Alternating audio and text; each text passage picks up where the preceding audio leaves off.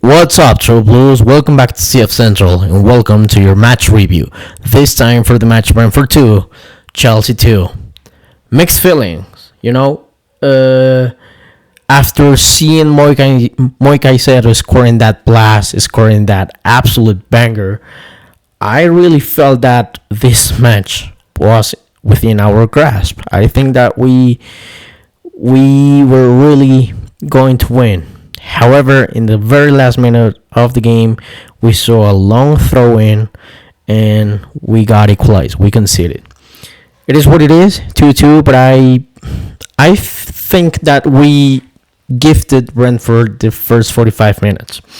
I think that we were not dangerous enough in the first half, and I do also think that it worries me a little bit to say that yes, we saw a comeback, and it was great because we know if you get a comeback at Brentford away, it's always going to be tough, but we did it. However, in order to see that comeback, we have to bring in Reece James, Marco Kurela, Cole Palmer, so on.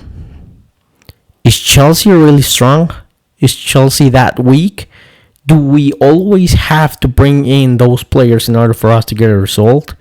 Can Chelsea get results without them?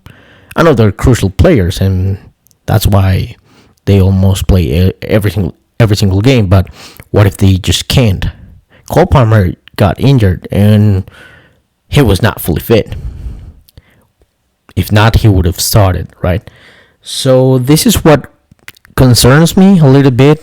I don't know how fragile Chelsea is. I don't know how strong Chelsea is going into matches with probably alternative players such as West Fofana, Jorel Hato. I mean, Jorel Hato is just brand new. We cannot really judge him. Same with Jamie Bino-Gittens. I think his performance was okay. He didn't receive as much support as Pedro Neto had on the first half. At least that's what I think.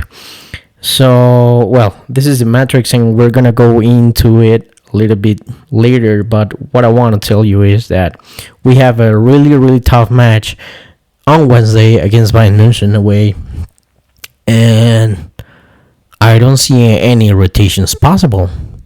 We just have to present our best starting 11 and hope to get a result because, I mean, yes, I have full confidence in the squad.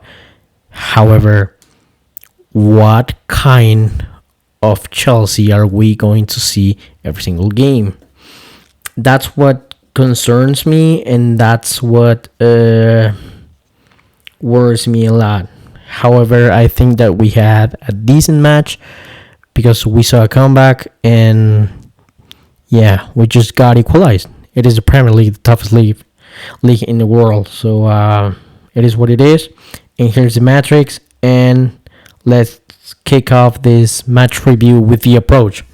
As for the approach, I think that we have to agree on a yellow.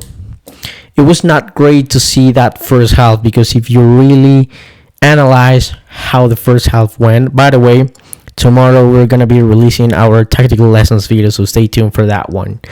But most of our attacking threat was coming from the right hand side of the field. Not saying that Jamie Bino-Gittens had a bad game. I mean, yes, kind of, but it was not entirely his fault. He was always facing 2v1s, 3v1s, and even though I think he's a great player, he's not Ronaldinho to dribble past 3, 4, 5 defenders on his own. So I think that if Jorel Hato keeps on inverting, I think we cannot offer Jamie Bino-Gittens the support that we could probably see on the other side of the pitch with Pedro Neto, who could probably offload with Enzo Fernandez, West Fofana, and just makes feel the game a little bit more fluid. So I think the connection between Jamie Bino-Gittens and Facundo Buonanotte was great. I mean, on the first half, we saw a really good combination between João Pedro and Facundo Buonanotte. Facundo Buonanotte for me was excellent. He was great input, great energy, great movement. But well, as for the approach, and this is the reason why it is a yellow. yellow because I think we wasted that first 45 minutes with Joel Hato inverting. I think if Hato could have gone a little bit wider, sticking to the line, probably helping and supporting Jamie Bino Giddens a little bit more, it could have felt different. And I was a little bit surprised to see West Fofana starting on our right hand side. Not really how I feel about it. I mean, when you have Malo Gusto and Rhys James available, I don't know. Probably the idea was to save Rhys James in order for him to play as a centre half against Bayern, and Malo Gusto as a right back, because we know they're gonna be quick. But well, it is what it is. As for the approach, I think we totally lost the first 45 minutes, and we could have done something different. As for our goalie, I think Rob Sanchez has been great. Top saves, and his distribution has improved a lot, so not really much to complain about him. What I would like to see Rob Sanchez doing in the near future, is probably a little bit more of leadership. I don't think he's vocal enough for a keeper, but well, I mean, that's probably the only attribute that I could highlight on our goalie as for today. Otherwise, not really complain about him. Moving up, and this is probably our most fragile point, is our defense. And as I said on my match preview, how fragile is Chelsea? I mean, we have to worry every single game about transitions, and we know it's part of football, right? But yes, we like to keep the ball. We like to have control of the game, but you're not gonna have control of the game against Bayern, against Barcelona, against top teams in Europe. So this was the main point coming in the end, the transfer window this summer, because I didn't see Chelsea moving on for central half. So I mean, I'm happy with the options that I have. I totally think that they're good players. However, I don't think that we have enough pace in our backline. If we don't play Malo Gusto, Rhys James, besides Tosin. If Tosin is by his own with West Fofana, it was pretty clear that after a cross, they just reject the ball. Henderson takes it. Great pass to Schade. 1-0 Brentford. And I think Tosin is a great player, but we lose a lot of pace when Tosin is playing, and more if we are not playing Malo Gusto or Rhys James beside him. So I think this is probably our weakest point, and we have to find a way to fix it, because on Wednesday we're going to be playing against Luis Diaz, which is incredibly fast. Olise, Gnabry, Nico Jackson is also, I don't know if he's going to play against us, but he's quick. So this is probably the most fragile point in Chelsea's team, and we have to address it as soon as possible, because going into every single game, if you watch my videos, I cannot stress enough how important transitions for us are.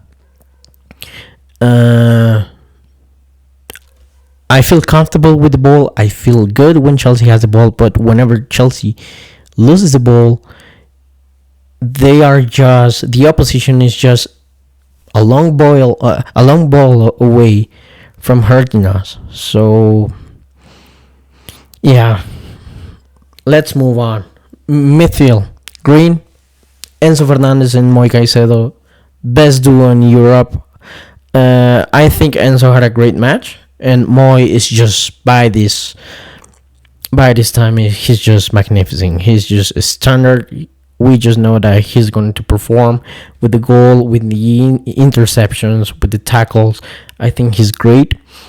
And we could probably see, if we need probably Rich James playing as a central half, Moi Caicedo playing on the right hand side of the defense, and probably seeing Andre Santos or Romeo Lavia whenever he's fit alongside with Enzo Fernandez. I think that we could probably solve the transition problem with that.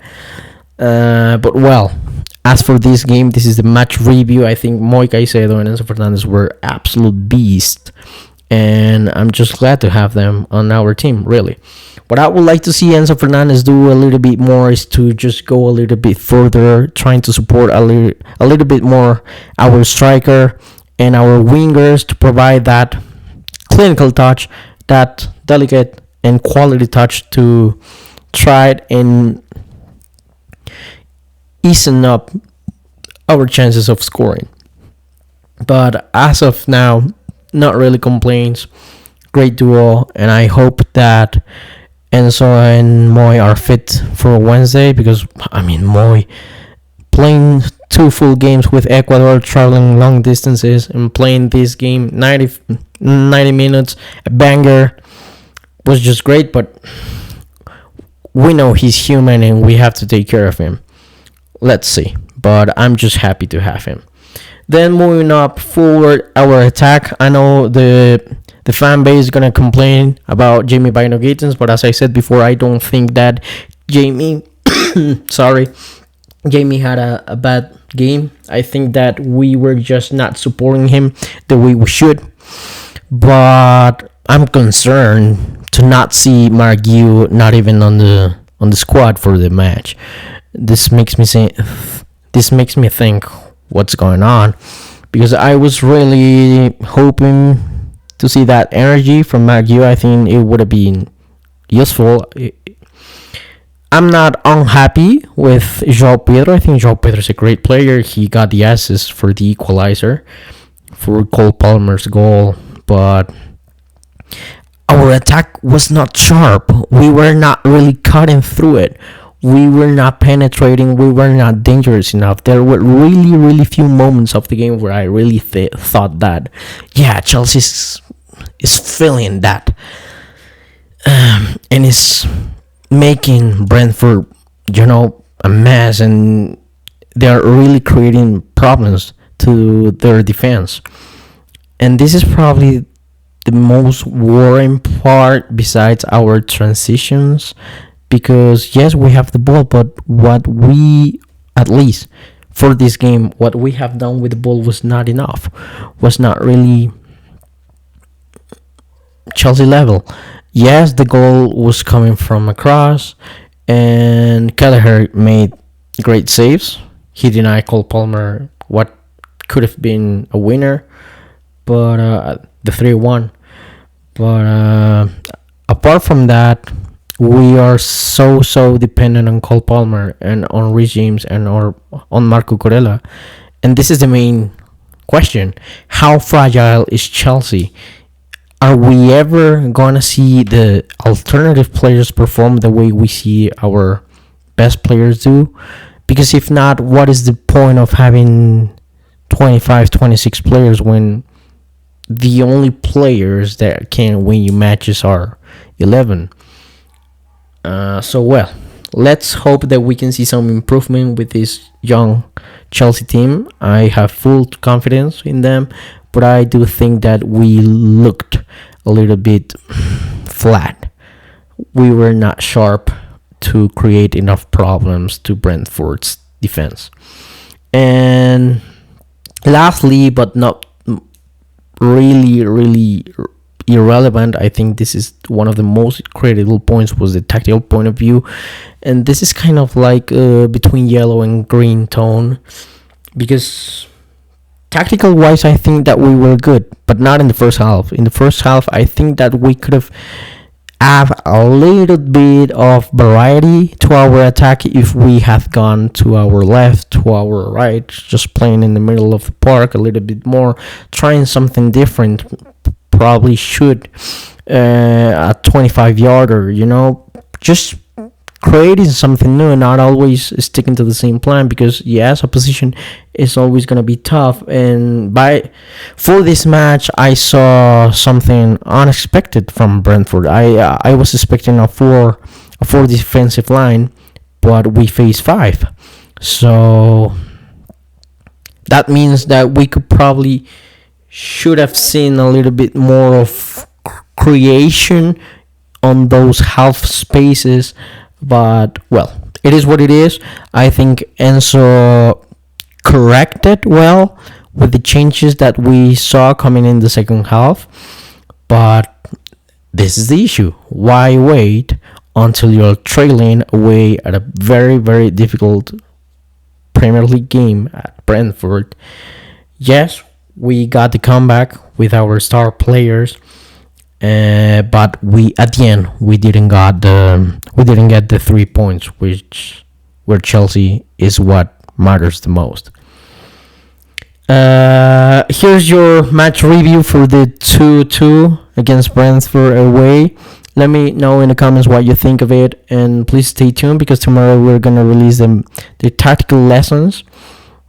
I think there's room for improvement, and it was great to see a comeback, because otherwise the momentum and the energy around the locker room would have been not ideal to face Bayern on Wednesday. I'm really excited for that one. I really want to see us perform against a top club, which they beat 5-0 Hamburg a couple of hours before we played. So I think that's a really good test, and I'm eager to see Chelsea perform. I'm really excited to see how Chelsea can do against the German champions. But well, we got a draw, and now let's hope for Burnley to do something. I know it's early in the season. We don't have to really worry about what Liverpool or Manchester City get in their results, but it's always nice to see Chelsea up there competing at the top. So yeah, we drop points, not ideal, and not ideal taking into consideration the fact that we're gonna play 4 straight matches away. This was the first one, then we have Bayern München, then we have Manchester United, and then we go away for our Carabao Cup tie against Lincoln. So stay tuned for all those videos, and make sure to like and subscribe. But I want you guys to know that there's room for improvement, and we're gonna see it. Just keep the blue flag flying high, and I'll catch you on the next one. Come on, you Blues.